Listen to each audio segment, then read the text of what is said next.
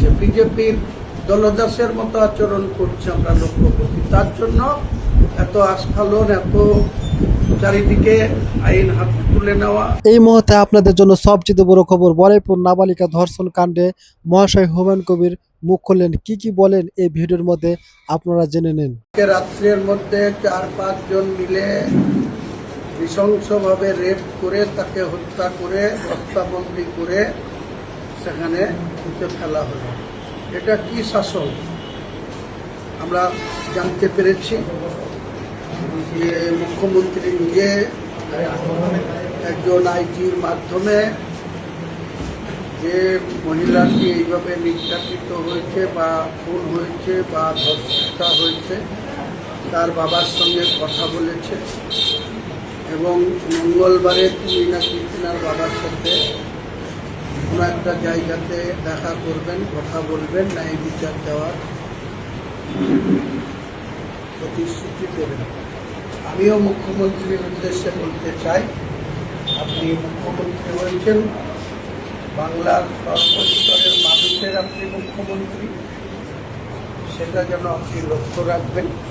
বা যেভাবে বিভিন্ন এলাকায় 10% বিজেপির উচ্ছৃঙ্খল লোকরা কোনো কিছুর নিয়ম মানছে না, কোনো আইন মানছে না, তো আপনার পুলিশ কেন দলদাসের মতো কাজ করছে?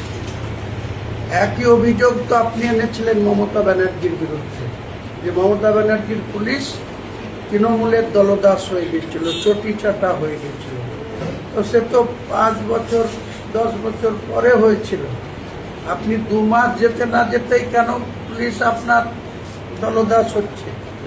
কেন বাংলার পুলিশকে যে নিয়ম বা যে সংবিধান যেটা, সেটা একজন পুলিশ অফিসার সিকিউরিটি দেবে, নিরাপত্তা দেবে সর্বস্তরের মানুষকে, বিজেপি কি করে এত উচ্ছৃঙ্খলতা করছে? পুলিশ প্রশাসন দাঁড়িয়ে দাঁড়িয়ে মজা দেখছে।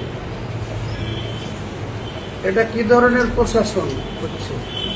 আপনি ন্যায় বিচার দেব বলেছেন, অঙ্গীকার করেছেন, শপথ নিয়েছেন। তারা যদি ন্যায় বিচার না পায় তাহলে গণতন্ত্র থাকে কি?